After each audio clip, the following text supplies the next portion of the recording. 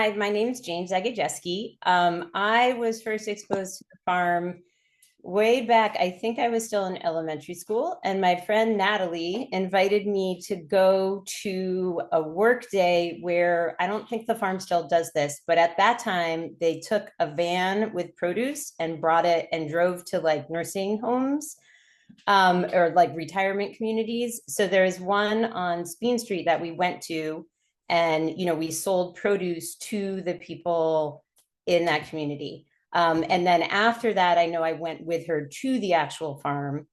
And then a little bit after that, I joined the summer program as like one of the farm workers. So that was like mid into the late 80s. And I did that for many years. And then I was a crew chief, I guess, when I was, I think the summer after either eighth or ninth grade.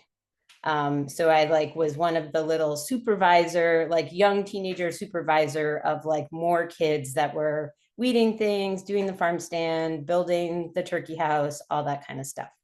So that was my experience as a kid. Even after I wasn't officially working there, I was around a lot. I have a younger sister, Nora, who is working there when I was like sort of aged out of that. So we went back and visited a lot. I've been able to visit with my own son when he was little. So it's just been a great place, like from when I was a kid all the way up through me having my own kid and going back and visiting.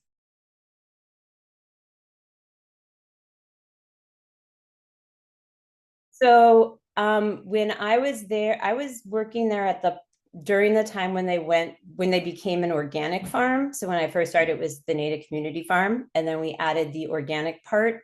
So I got to experience some of like what that switchover was like, um, just from the kid side, not really all of the paperwork side. I was when I very first started the building with like the apartment and the kitchen did not exist yet. So like the only office space was in one of the front stalls of the old barn. And like that's where Linda had like an office and like a telephone. I honestly don't know where the bathrooms were, but they were somewhere. So then that building got built, and then that became just a much more functional space. And was really great. Like I remember being in there and like we would could cook stuff as like a farm community, and just that being like a great meeting spot as well as um, like how to like gather kids inside if it was bad weather, things like that. And then I think soon after that, Keefe Tech built the greenhouse building. So when I first started working there, like the barn was one of the only permanent buildings that like didn't contain livestock. So that definitely has changed, and I think for the better. I think it's more user friendly. Um, so that's just kind of one of I think what I appreciated about that is it made it more accessible to the community and gave more people the opportunity to participate in the programming at the farm.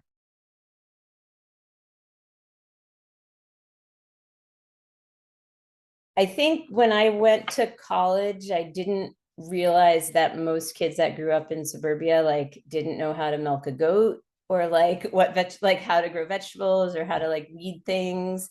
So I think there were a lot of experiences that I got at the farm, like starting when I was pretty young, that I just thought was a normal part of growing up, kind of typical suburban United States. And then I realized it wasn't, that most of my most people that didn't grow up in Natick didn't in a similar kind of community didn't have that opportunity and that experience. So I really value that just in terms of like the real life skills, maybe not so much the goat milking, but like how could you fix a fence? How could you build a little shed?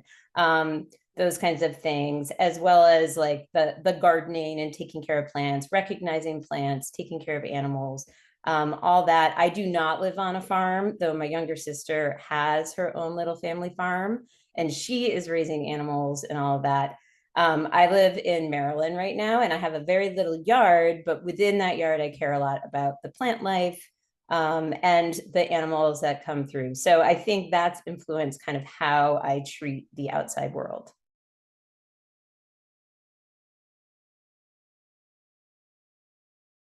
there's one funny challenge, which is that when I was, I I think probably, I don't remember the year, but like late 80s, we did like an end of summer kid worker sleepover at the farm, like camp out. And we didn't sleep very much. It was wild and crazy. And the next morning, the police showed up because someone had called for a noise complaint. And at that point, Linda and Martin, who worked there then, were like cooking up pancakes in the, that the new building, which at that point was new, and invited the officers in to have pancakes, and like they just kind of joined the sleepover morning after. So that was a like sort of comical thing, but there were definitely tensions with the neighbors over what was happening on the property. And I think the farm evolved into like better community outreach and communicating what the mission was, and like how, and inviting people more regularly in. So I don't know if there've been like neighbor complaints anymore. But I know at that point, like there was some tension with neighbors and this crazy farm with crazy kids running around in the middle of the night, that, I think have kind of become more of an established, this is what our programming is, feature of the farm. Um, and then I just think making sure that, I think I was always aware that this was like a special thing, that we had like this little space carved out within the town of Natick, and making sure that we were taking care of the property and like managing it. I think so, not necessarily a challenge, but just something that was important for the farm. And I think especially in the process of becoming organic, that was something that got talked about a lot, about what was the rationale behind that in sort of the bigger ecological context.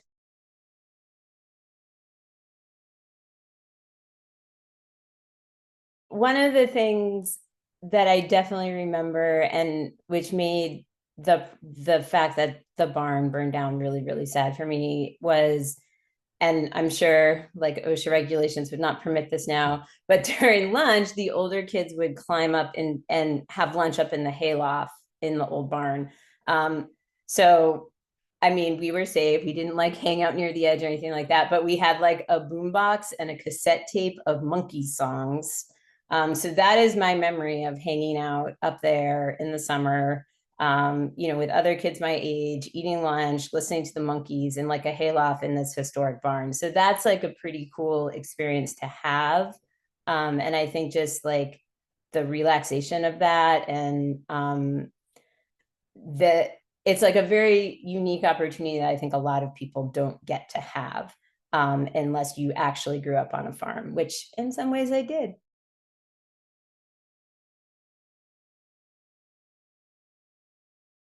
I think for kids to have a place to like work in the summer. And as a young kid, I actually really thought I was working there. Like I didn't realize it was like a program. And then as kids get older, like the young teenagers actually working there. I think that's great for kids to have that opportunity and feel the sense of belonging and contributing like to a community within a bigger community. I also really appreciate, now that I don't live in Natick, but come back and visit sometime, that the farm is an open place for people to visit. And not like, it's fine if places need to charge for people to come, and I respect that as well. But I think the farm serves a really important function, that you can just take 10 minutes and stroll through and see the animals. And if that's all the time you have, that's great. Or you can spend a longer period of time, or there's programming that you can participate in. I think that serves like a pretty unique role of how versatile like the larger community can interact with that space in a positive way. And even just to take like a walk, and be outside and like see some animals, and then it connects up to the trails like that connect back behind, to the school. So that's just like an amazing space to get to be in, and that's accessible to so many people.